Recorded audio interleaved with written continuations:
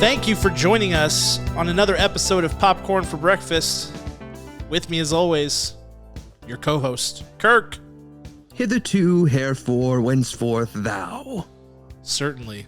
And I am your other co-host, Cam. I have no idea what you just said, but we're here. Well, Cam, we must speaketh in a heightened language as we encounter and embark on this journey of this week from Sunday to Saturday, once more into the fort of the Tude of Night. Mm-hmm. We could do that. We could. You're right. That's a good suggestion. Yes. But maybe we'll save that for the Dungeons and Dragons episode later this week, Kirk. I don't know. Oh, okay, maybe I got ahead of myself. Maybe we'll save it for that. It seems like it would make sense in that context, and less so in the movie news context. I don't know. But we're so excited about this movie, though, Dungeons and Dragons, to bring it to you. Is it one of the most original pieces of things that we have in this world right now? I don't know. It's bleak out there, Kirk. I hate to be one of these like old curmudgeon, there's no new ideas anymore, grandpa people, but there kind of are no new ideas anymore. And the fact that like Dungeons and Dragons, which is based on something that is old and is not an original. I mean, Dungeons and Dragons itself is an original idea, but the movie is based on something. The fact that like that's the freshest, newest thing that's going on right now, it's telling, I think. I think it's telling. It's scary. I'm sitting here staring at our notes for this episode, Kirk, and we just kind of talked through them, and every single bit of it is prequels, requels, sequels, remakes, reboots, revamps. I mean, literally every one. And that's not the pared down list. Like that's the actual list of stories. Like there's nothing outside of that. And yet we have all of this that we're about to discuss, but we still don't have a live action Captain Planet. This is the real tragedy that I'd like to discuss today. That's the one. That's the idea that really needs to be told. Hey, I agree. I still like Captain Planet as an idea, but even that is like it's a live action reboot movie thing. But at least then it would be something that hasn't been previously done in live action. I'm just shocked that in a world of social climate consciousness, we don't have Captain Planet. That's true. A 10-part series already. I don't understand it. That's true. It feels like it would be timely. I feel like it would be strong. Yeah.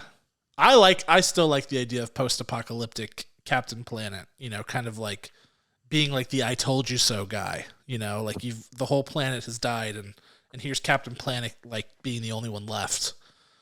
Right. And he's going and recruiting people. Yeah. And to rebuild it. The truest of hearts to bring them together.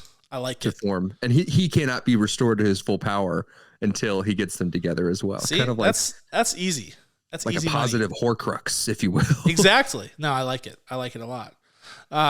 So yeah, that's another thing. But even that idea is it's a reimagining of sorts. And this week we're anxiously anticipating the release tomorrow of a animated movie adaptation of a video game, the Super Mario Bros. Movie.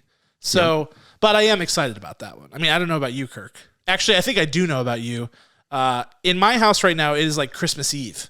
Like and I assume it's the same at yours. Like the anticipation has built, and it's like it's known. Like, oh, it's tomorrow. It honestly feels like that. Like, oh, it's tomorrow. The Mario movie comes out tomorrow, and I know you guys are going tomorrow. We're going tomorrow. Like, I'm scared that my son's probably upstairs right now running laps around his room instead of sleeping like he's supposed to be. Yeah. It's approximately 3 a.m. time of recording, and both of our children are still awake, and I can hear them pounding against the ceiling going, woohoo! Let's go! And waiting for coins to drop. I just don't understand. The excitement is very real here. Very real. He even said to me, I just don't know if I'm going to sleep tonight. I'm so excited. Yeah. No, seriously. So. It's exciting, and not just for the kids, too. I told my wife the other day, I said, I'm really nervous for, usually I don't watch like the reviews roll in for movies before I go see the movie. But for this one, for whatever reason, I have been so anxiously awaiting the review embargo because I just want this to be good, and I'm anxious to hear other people's opinions on it.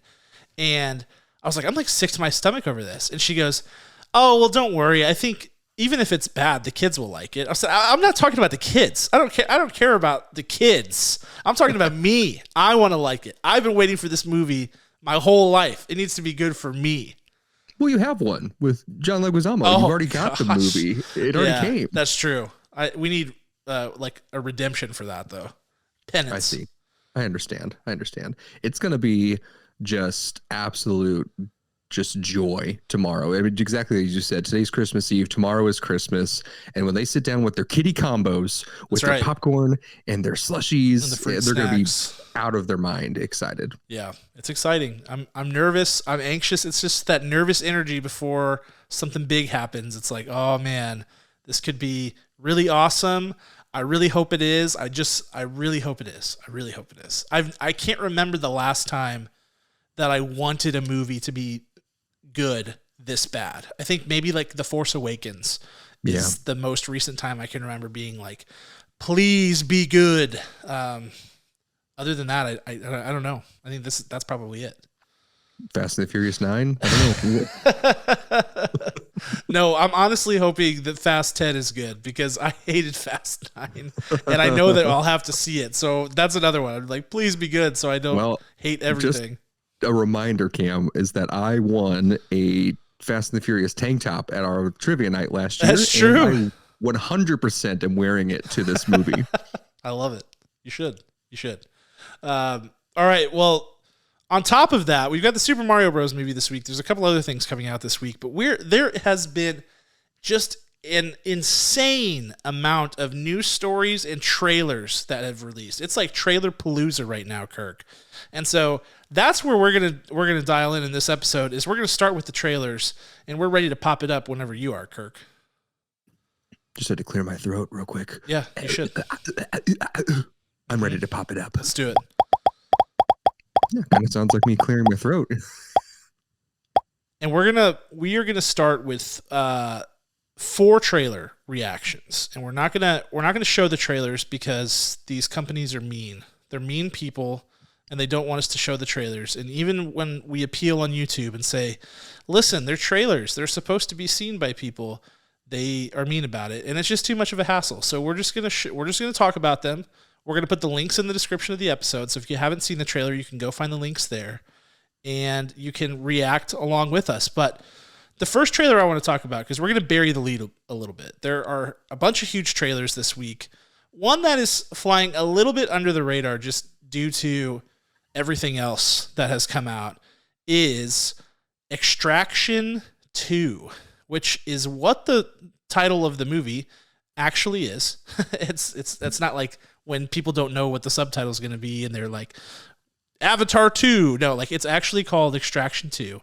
This is, of course, Kirk, the sequel to the Netflix original film Extraction, directed by Sam Hargrave and produced by the Russo brothers. That is just a high-octane action film, covert ops type of thing. We reviewed it on this podcast, and now there's a sequel coming out, and we've got a teaser trailer, Kirk, that is... just a heart-pounding, it's a true teaser. They basically show one scene, which is Tyler Rake in the middle of like what appears to be just a mob of people trying to get presumably his asset out of there, and he's grabbing riot shields, hitting people over the face, punching people while his arm is on fire. It's just a crazy one-shot sequence with no cuts, and I don't know. It's pretty epic, Kirk. What did you think of this teaser? As soon as it started, I'm like, your boy should be dead. He absolutely could not have survived. It's true. The 1 million bullets put into him at the end of the first film. And then, of course, I don't know if it was a post-credit scene or if it was like a mid-credit scene, but then they show him like standing on an island, I think, on a rock, like, and turning around, taking his glasses off, his sunglasses. But I'm all for. They kind of allude to that too. There, before we get the long one-take shot, we have him crawling across the bridge, jumping off into the water and somehow surviving. But nothing could stop me from seeing this after seeing that Chris Hemsworth's arm completely lit on fire, just punching and punching and punching people. It looks like it's Chris Hemsworth the whole time. It looks like it's real fire the whole time. I have to see this movie. I have to see this play out because it's an incredible feat that they pulled together here. And I've only seen less than 2 minutes of this movie. I think you're right. I mean, it legitimately looks like someone throws an actual Molotov at a riot shield that Chris Hemsworth is holding, and his arm is actually on fire. Like, I think he's just wearing whatever the gear is, and he's punching stuntmen in the face while his arm is on. Like, it looks practical to me.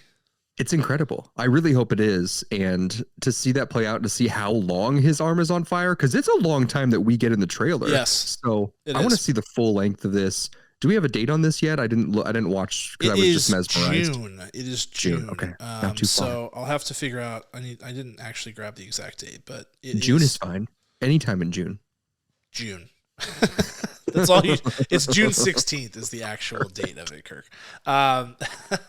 But yeah, I mean, I'm with you. They do at the end of Extraction. They have like a little.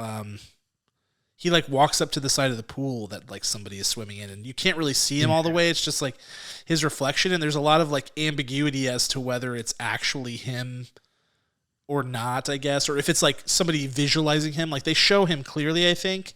I don't know. They say in this teaser, there's like a voiceover, and it's like, Tyler, you were whatever they say, clinically dead 3 months ago or something like that. It's like, well, yeah, definitely dead. He was definitely dead. The question is, how is he undead? Because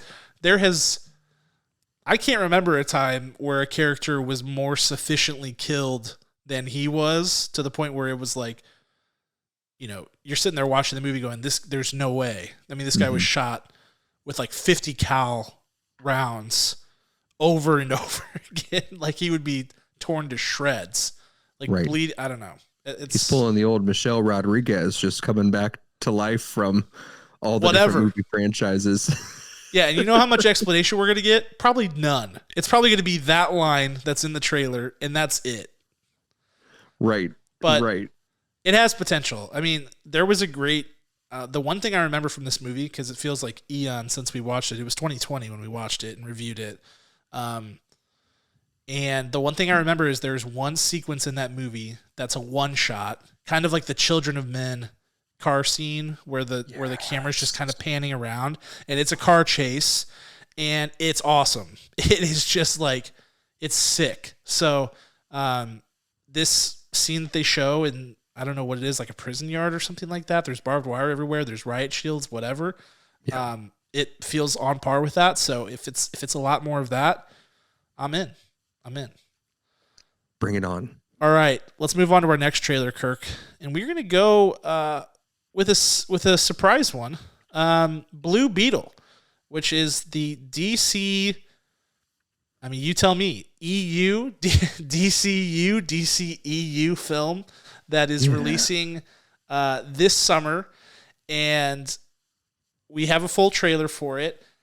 I was fully expecting this movie to be shelved when the whole James Gunn thing happened. I didn't know how far along it was.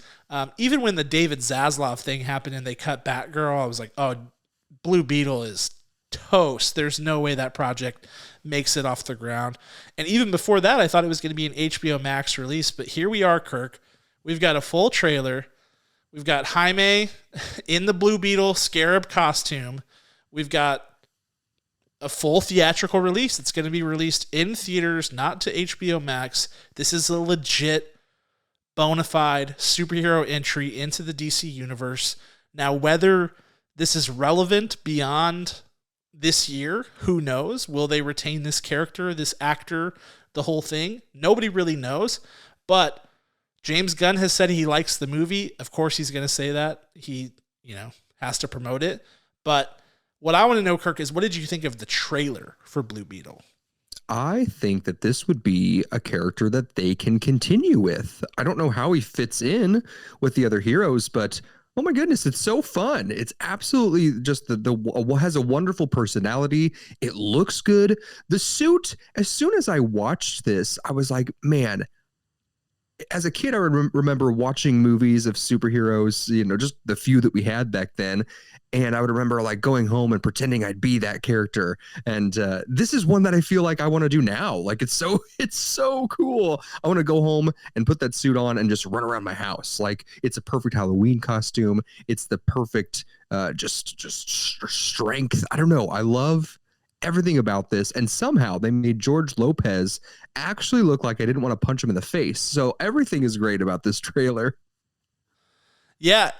I have to admit, I mean, I had zero expectations for this, but as far as the trailer goes, I can't speak to the quality of the film, but this is a good trailer. I mean, this is a really good trailer.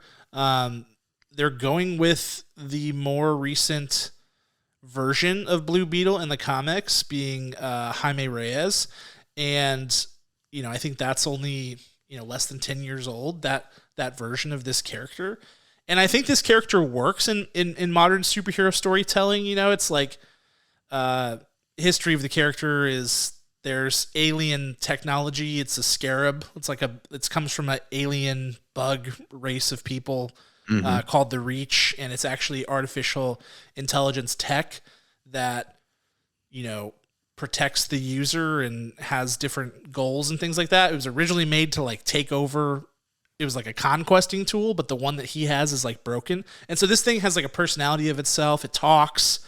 So there's going to be a really fun, almost like a Venom-esque feel to this movie where you've got dual personalities going on. Somebody who's been sort of taken over by, in this case, alien tech versus an alien symbiotic parasite thing. So there's going to be that element, which I think is fun. To your point, the suit looks great. I mean, there's a little bit of like a Mighty Morphin Power Rangers vibe to this, which is funny, but it looks good. I don't know, you and I were both kind of not okay with some of the recent CGI suits that we've seen in Marvel. And so to have this suit that looks practical, like in its design, it doesn't look CGI. They made some really smart enhancements over the comic book design. For example, removing the mouth of the suit, because that looks really weird in live action. You can't actually do it. And so I think they've done a good job, and the movie looks really fun. So I think the actor whose name I have tried to pronounce and cannot, so I apologize for that. But just spell it, and the listeners can decide how they would like to pronounce it. It's Xolo. So not sure if the X makes like a like a Oaxaca type of thing, or what happens there. Maria Duena, who is from Cobra Kai. So that's his claim to fame, among others. And he looks great. The whole cast looks great. I think it looks really fun. This could be the return of George Lopez, ladies and gentlemen. He's going to storm the castle. I feel like that is not the outcome that is going to happen from this movie. The George Lopez Renaissance is not going to be, I mean, maybe. He does look okay in this trailer, though. He does say Batman is a fascist in the trailer, which is funny. And what's interesting, Kirk, you mentioned about this being one of the characters that carries on in the DC universe under James Gunn. You might be right about that as I think about it, because they're doing a Booster Gold series, which I had totally forgotten about, to be honest, because from that DCU thing. And there's a whole recent comic book run with Blue and Gold, Blue Beetle and Booster Gold, like pairing up. And also, if they don't tie this to any of the existing properties via whatever, like post-credit scene, mid-credit scene, or cameos, which is something they have proven unable to do in every movie so far. But if they don't do that, they, good or bad, they could still use this character going forward. That'd be exciting because I think there can be some saving of these broken pieces of the DCEU, or that we're going to be the DCEU, and I really, really hope this works. Yeah, I hope so too. I hope you are right. All right, moving on. Now we're into the heavy hitters, Kirk. The two big trailers, both of which dropped in the last 24 hours, if you can believe it or not. Let's start with let's go in chronological order from when they were released. And we're going to start with one that dropped in the wee hours of last night, and that is Spider-Man Across the Spider-Verse. Trailer Well, I guess you would call this trailer number 2, though the first one was more of a teaser than an actual full trailer, I suppose. Yeah. This one is chock full of juicy nuggets about this movie, in which it appears that Miles is kind of getting advice about how he fits into the wider multiverse and what his role is and how his story, his personal story, is supposed to go. I'm getting vibes that, you know, they're kind of saying your dad is going to die and that needs to happen for the spider multiversal world to keep spinning, and that Miles is not down with that. That's just a speculation based on the trailer, but we get a lot more of Miguel O'Hara, Spider-Man 2099, played by Oscar Isaac. We get more of Issa Rae's Spider-Woman. We get a good look at Scarlet Spider, Spider-Man India, all kinds of different spider people in this trailer, and it looks like they have really raised the scale and the stakes of this movie, Kirk. I want to know your thoughts on this new trailer. I don't know how a creative team can come together like this and create and continue to create such a unique world. It's really impressive. It's so impressive.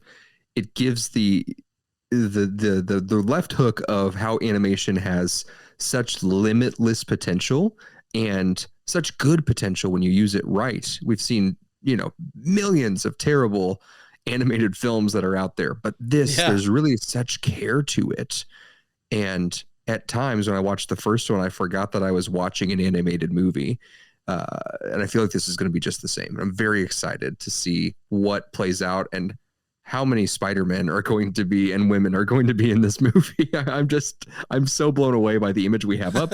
Yeah. Any of the promo material, seeing Miles in this a little bit older with more responsibility and coming to terms with, I love your speculation on that your dad has to die, just like how we saw in Spider-Man No Way Home. Was like, hey, this is what propelled you. This is what makes you you. It makes you Spider-Man. And we've all gone through some of the greatest losses of our lives to be able to be the greatest hero in this world. And that loss, that acceptance of everything is brutal, but so powerful.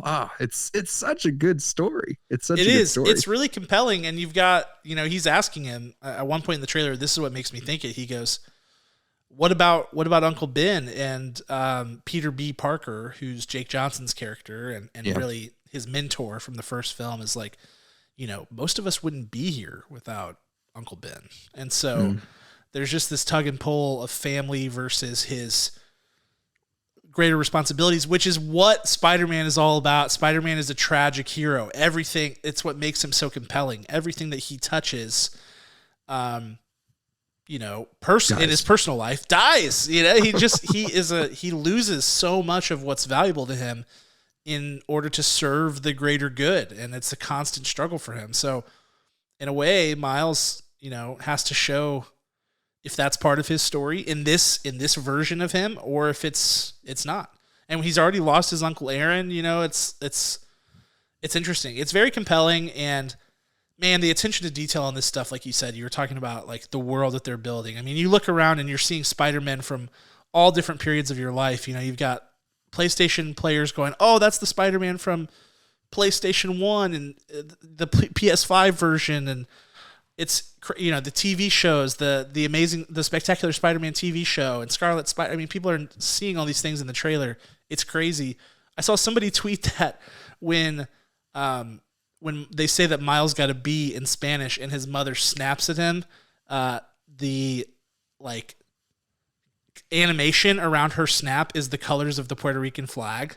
Awesome. And so it's just like insane levels of detail. And this is with 3 new directors who did not direct the last film. And somehow they managed to just really have a tight working, visual aesthetic for this movie and how they want it to go. And it looks beautiful. I feel so much better about this movie based on this trailer than I did the last trailer, where I felt like I couldn't really tell what was going on. There wasn't a lot of substance and it just felt like not much. This feels like a clear direction and something that's going to be really, really cool. And it comes to theaters June 2nd. It's right around the corner. Right around June the is going corner. to be insane. It is. June's going to be wild. It's going to be wild. Oh, man. And you know what else is going to be wild is July.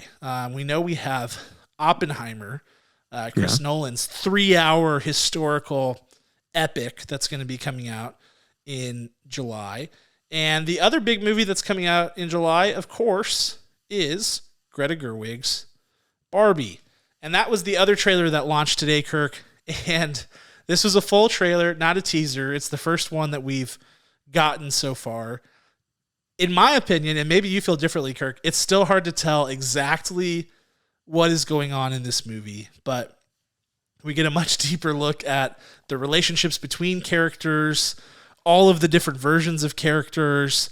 There's like 20 different Barbies and all these different Kens and this whole big, elaborate, brightly colored world. But we see a lot more of it. And Kirk, I want to know, coming off of the very eye-popping and attention-grabbing 2001 Space Odyssey teaser that they had around Super Bowl time, how does this trailer change your opinion of the movie for better or worse as we get closer to its July 21st release date? I think for better. I still enjoyed the parody trailer. I thought it was creative. It was a good promo. People are great buzz on the internet. Didn't give us anything about what this was worth. This trailer, ironically, we still don't get much of Barbie, of Margot in this. Yeah, true. But I'm not mad about it because we get glimpses of it, because I'm positive that we will get plenty of her in the actual film. They're just holding back on what that direction is. There's probably, you see, we have a snapshot right now of Ken and Barbie chatting. She's very upset in this car ride scene from the trailer. And what is where does she start? Where does she end? Ken is just Ken. It's incredible. So I know nothing about the plot of this, but what I do know is that Ryan Gosling's physicality in this is spot on. There's a moment in the trailer when they're in the car and they've somehow gone off road, and the way his arms are framed, they're just so perfectly locked in, like an action figurine would be, like Ken's arms would be. They're very specifically placed, and it just makes my heart explode with joy on how much intentionality went with that. So I know that the other physicality in this film, all the way down to Michael Cera, who I did not know. I know.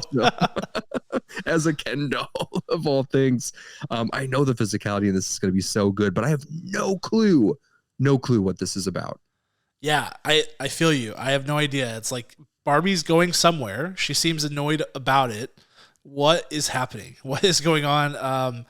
I think it's a good sign that they're not telling us. It means that they've got a left hook, which I always like, and I think a movie like this needs that, because what is it if not a gimmick? There has to be some sort of left hook built in here that's just thought-provoking and iconic. In order for this movie to be what it certainly seems like it's trying to be, which is like a really generational type of film, it has to have that element. But everything we're seeing is so good. The production design, oh my gosh, the sets, the costumes, oh my gosh, it's crazy. It looks so good.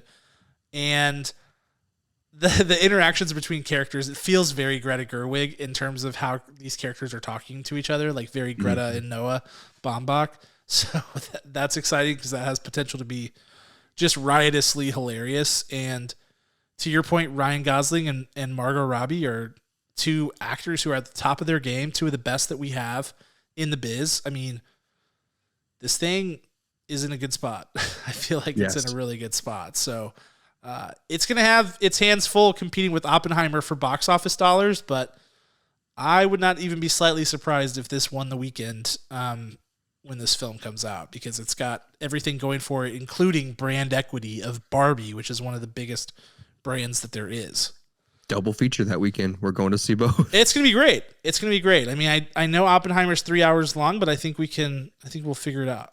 Which do we see first? Barbie, then Oppenheimer, then Barbie? Probably that one. Talk about tone shift whiplash between the two films.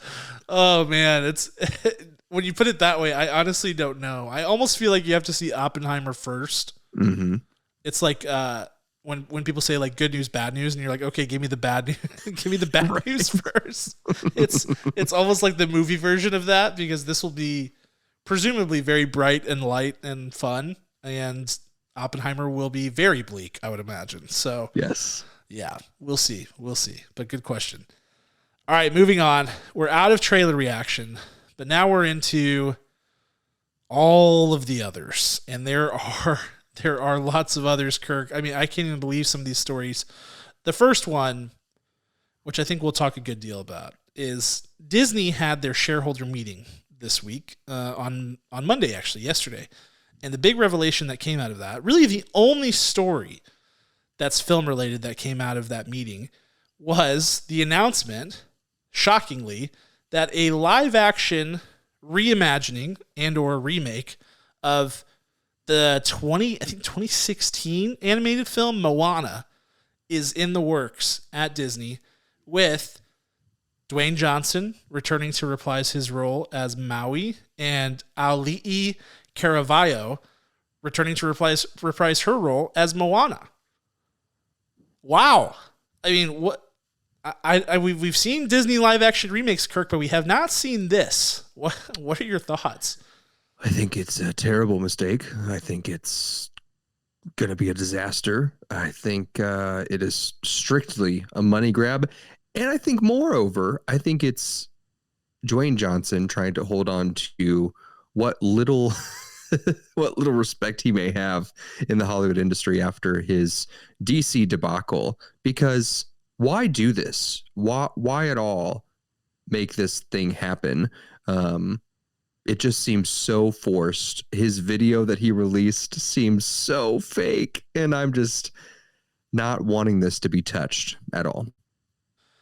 Yeah, it's interesting, Kirk, because I mean, you're alluding to it. The PR tornado around Dwayne Johnson right now is not good. I mean, the Black Adam fallout has been extensive, from allegations of fraud to rumors of attempted coup of DC Studios by Dwayne Johnson. We've discussed it on the podcast. It's been bad. And I think that if you're close to that story and you held Dwayne Johnson in high regard, you probably think a little bit differently about him after that. I mean, I know I do. I definitely do. Because it seems like he's a guy who, after those stories came out, is just kind of totally self-serving and was trying to take advantage of a power vacuum at DC to increase his own brand presence and awareness. And that sucks. But, you know, this is Disney. And so they don't have to bow to the whims of Dwayne Johnson. So it just feels like something that has to be driven probably partially by him. I think he does have some power and sway, and he's probably been pushing for it ever since the animated film came out, because he kind of, if anybody's going to be the live action Maui, it would be him. Mm-hmm. But, you know, Bob Iger loves these live action remakes. God only knows why. I mean, I guess because they were money makers, but I think they're all artistic disasters. I think that they cheapen the original product, and they never outdo the original, with the exception of maybe Peach Dragon, and that's only because the original Peach Dragon kind of sucks. So, in my opinion, but every other one has been bad, right? Like, yeah, even the ones that have been good. I mean, you can make an argument. I was obviously very critical of The Lion King, but you really liked it. But would you say that The Lion King was better than the animated film, Kirk? No. Animated trumps it, absolutely. Yeah, and so it's just, there's no way this outdoes the original. And the original, the dust hasn't even settled on the original.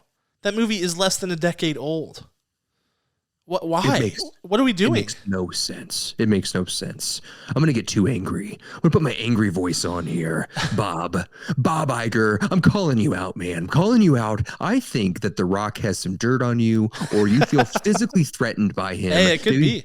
I don't believe that this is the right move. If maybe your family is held hostage by him, by The Rock, which I think The Rock and Dwayne Johnson are two separate people. I think. Oh, it's like Jekyll and Hyde. Yes.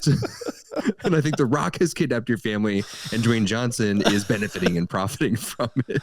Oh man, I love that you're going full tinfoil hat on this. I think this is appropriate. That's right.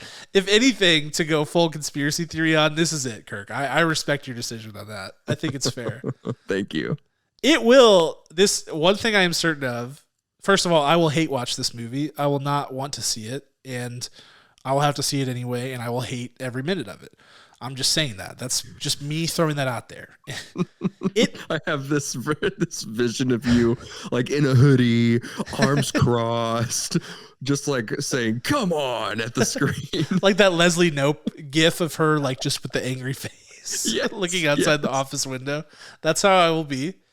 And I will also say with the utmost certainty that this film will come nowhere close to as good in quality as the animated film. It just won't. Animated was the exact right medium to tell this story. Live action is not the right medium to tell this story. It won't be nearly as vibrant and won't be nearly as, the imagery won't be nearly as compelling, and it will suck in comparison. It has to.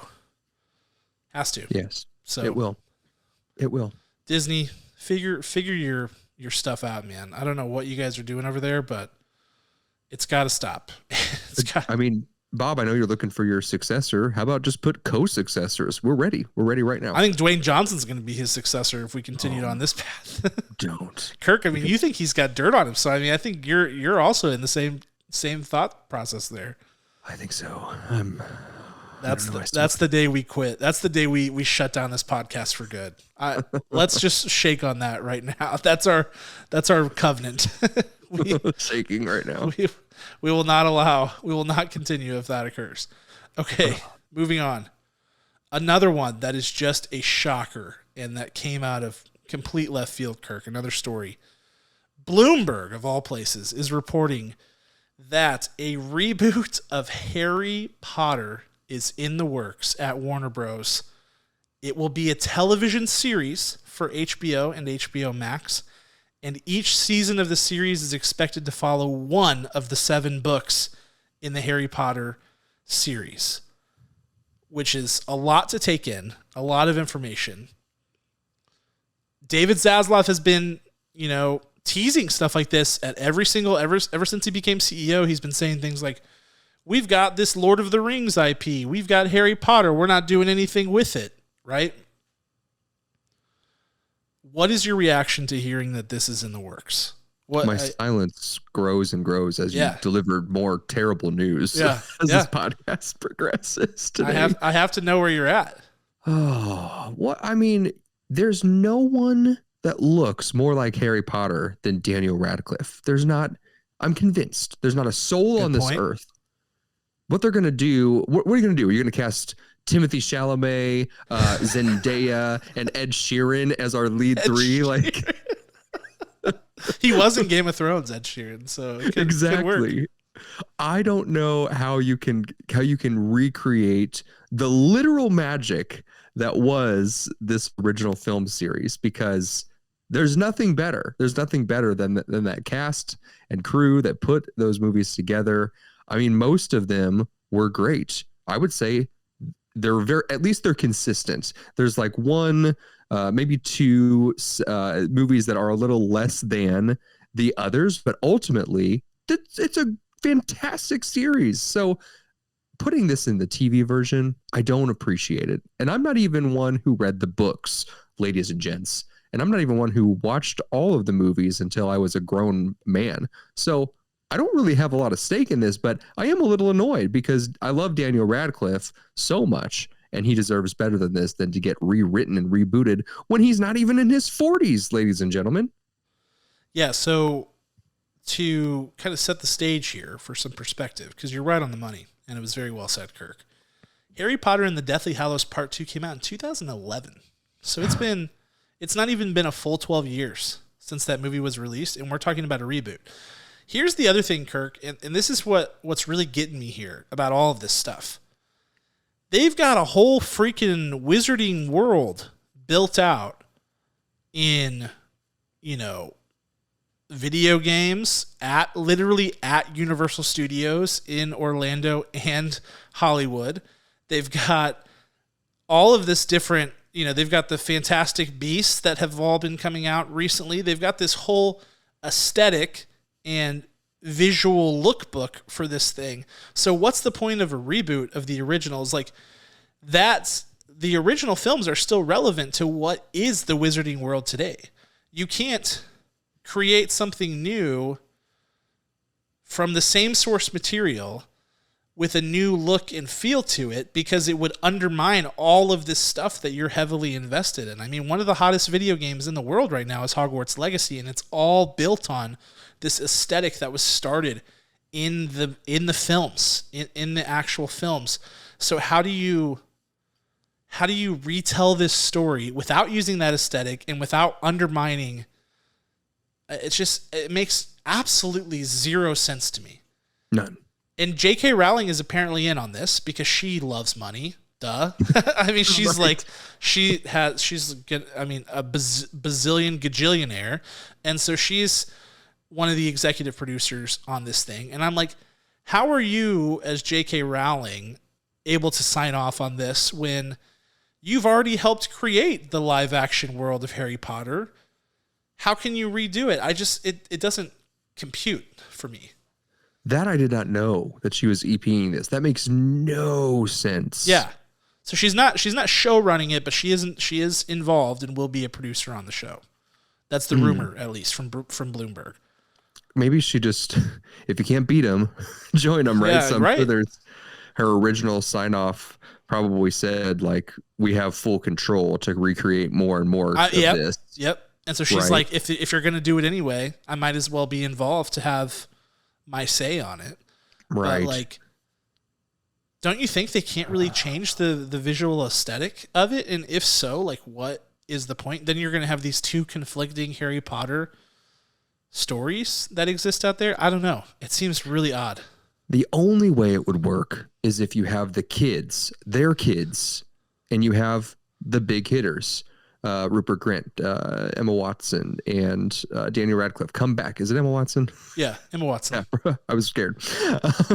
You have these three come back, and their kids are going through school. That's the only way. Which would be a sequel. Yeah, a continuation.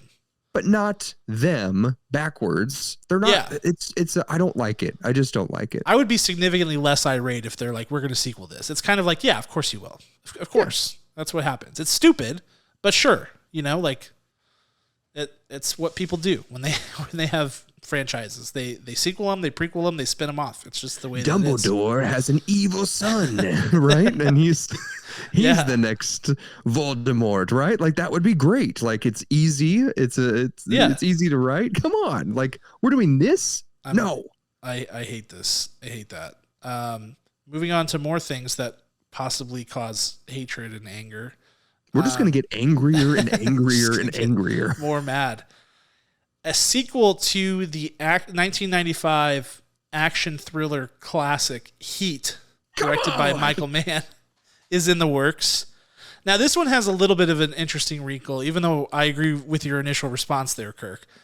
Michael Mann did write a book called Heat 2 that was released, I think, late last year or something. It was like pre-Christmas or something like that. He wrote a novel about it. And this is, I guess, supposed to be a prequel, even though it's called Heat 2. I have no idea. Deadline is reporting that Adam Driver is in early talks to play an earlier version of Robert De Niro's character in the film, despite the fact that he's, a whole foot taller than Robert De Niro in real life. So we've got... The film is reportedly Heat 2 is what they're calling it. Adam Driver to star as a young Neil McCauley, and Michael Mann back to direct. I don't even know where to begin with this one, other than I guess I should read the book. I just want a stamp that says, I hate this, and I just want it to come across. You just want to stamp it right on your webcam. Boom. Yeah, that would be good. A nice visual effect. We need to create an actual visual for it that can make a big loud noise. Yes, and scare our listeners as they're driving. Yeah, it needs to be the Vine boom sound from TikTok. They're drifting off to sleep. They're like, I'm just gonna listen to what's coming up in movies, and he do the boom. Yes, I like it because it needs to wrecks their circadian rhythm. Yes, it needs to reflect how angry it makes you. So it needs to be disruptive because this story has clearly disrupted your life. Listen, Heat, the original, is a masterpiece, an excellent film, possibly one of the 50 greatest films of the modern era. And certainly when you think about action films, probably one of the top 10 or 15 ever. And Michael Mann is a great director and can do amazing things. If he believes in this project, maybe it has something. I don't know. But we don't need is nothing sacred? Can nothing be left alone? You know, we talk about Harry Potter, we talk about all these other Moana, you know, it's like, can we not just leave any one thing alone to rest and to just be a piece of art that stands alone and just is? Can we not, Kirk? I feel like that is your segue to pull the rug out from underneath us and tell us another piece of upsetting sequel news. I will right now, Kirk. I have more because that's literally every story that we have this week, Kirk. I've got a couple of quick hitters because Heat 2 has left us speechless. So we're just going to move on to the last three, which are like noticeably less upsetting, but still they're all spin-offs or sequels or, you know, adaptations of some sort. So the first one, Paddington in Peru, is in the works. This will be the third Paddington film. This is to ease your, you know, this feels like, okay, this is a good thing, you know. Paddington in Peru. He's a bear. He says he's from Peru, darkest Peru, whatever. The films are lighthearted. They're fabulous. Critically acclaimed. Some of the best reviewed movies of all time. By all means, make the freaking sequel. I don't care. I think it's fantastic. What say you, Kirk? Any objections to Paddington in Peru? You know, online and across critics circles, like Paddington 2 is seen as the highest rated film ever. It's like Paddington 2, Citizen Kane. It really does seem like that. So Vertigo. They're gonna get like the highest rated trilogy of all time, and people are gonna look back at this in 100 years and be like, brilliant. It's going to be in the Smithsonian. Brilliant. They're just going to play all three films on repeat back to back and be like, this is the greatest, this is the peak of all cinema that has ever existed. A 24-hour loop that anyone can come in and out of anytime. I love it. Exactly. So yeah, whatever. Go for it. I don't like the secondary title, the Paddington in Peru. Like, I feel like that's He's dumb, from darkest Peru, Kirk. He's got to go home. He's got to go back to his roots. That's his whole thing. Good luck, Paddington. We wish you the best in your trilogy round out. Yeah, it should be good. Not surprising, but according to Variety, nothing is greenlit yet. But there are continuing discussions at Warner and HBO, or mostly just HBO, I guess, about a new Game of Thrones prequel that would be separate from House of the Dragon. That would be about Aegon the Conqueror. So Kirk has already, for those of you listening, Kirk has already, like an Italian person, shooed this away like it's a fly. He's out. He's who is, so I didn't watch the series, who is Aegon the Conqueror? Do we know what actor that is? No, there hasn't been an Aegon the Conqueror in the series. Well, he's older, like he's what happens in House of the Dragon is the repercussions of what he did. So it's like he conquered Westeros with his dragons, and then his family, the Targaryens, like ruled Westeros for a lengthy period of time. Which dragon is Awkwafina in Game of Thrones? Yes, Sisu is the name of that one. Yeah, excellent. Yeah. And then Eddie Murphy. Eddie Murphy is the other one, Mushu. Got it. Okay, yeah. I'm in. That's fine. Let's do this. It'll be good. Okay. Last, we've got two more. We've got a live action Street Fighter film in the works. I don't know. It's we're sounding very contrarian on this episode, or very like down in the dumps. The trailers, we were happy about the trailers. Okay, now we're upset. That's right. fighting games that are, Street Fighter is like you've got one guy on this side, another guy on this side, and they walk toward each other and punch each other. It's like one of those things, like Mortal Kombat or Soul Calibur or whatever. There's only so far you can take that. And we saw with Mortal Kombat, the results typically not good. Now, in HBO's The Last of Us adaptation of the video game, do they do Street Fighter or Mortal Kombat as part of the storyline? I think it was Street Fighter. No, Mortal Kombat. Oh, okay, gotcha. It was Mortal Kombat. Yeah, I was thinking, like, was that the like? They love it. Let's do this. They saw it and they were like, "We're gonna do it. We're gonna do this." Maybe they saw Mortal Kombat. They're like, "Oh no, they're gonna get a sequel out of their terrible 2020 film." So let's get in there and let's just move left and right across the screen for 2.5 hours. That would be hilarious if that was the movie. It was just like it was 2 hours of just random fights between live action actors. That actually could be. Subvert the normal video game adaptation. They're like all the greatest fighters and like a psychopathic billionaire, right? He traps them in the same place and they just go. He picks them just like you're playing the video game. He picks them with like a Toy Story crane claw, right? Yeah, and drops them in. Hey, that could work. I would watch that. That could work. And then our last sequel news, Kirk, and our last quick hitter. This one is the real haymaker. Shrek 5 is in early discussions with Mike Myers, Cameron Diaz, and Eddie Murphy all in discussion to return. And if all goes well, according to Variety, a Donkey spinoff could be in the works as well. No, it's not in the works, but it could be a possibility down the road. No. They're trying to cash in on the Shrek. If you're on TikTok, Shrek is still like very big because a whole generation of people grew up with that film, but all the sequels were not good. So Shrek 5 is perhaps not the answer. I debate that statement. Shrek 2? I don't remember if Shrek 2 or Shrek 3. No, it's Shrek 2. Is Shrek? It's not Shrek the Third, Kirk. Trust me. Is Shrek 2 the one with the fairy godmother? Yes. Okay, then it is Shrek. That one, I Need a Hero. I Need a Hero. Yeah. That one's fine. You're right. That one's. I like that one. That one's fun as well. Yeah. Shrek the Third is an atrocity. That's the one with Justin Timberlake, I think. And then there's Shrek Ever After. That's the fourth Shrek one, Ever right? After. Yeah. Okay. What on earth is up their sleeve for Shrek 5? I don't know. I'm hoping time travel. That's what I'm really hoping for. Just go full Rick and Morty or something. I don't know. Let's get weird. That could be very fun. All right. That's all the curmudgeoning we have to do for this evening because apparently that's the mood that we're in. But seriously, the trailers are great.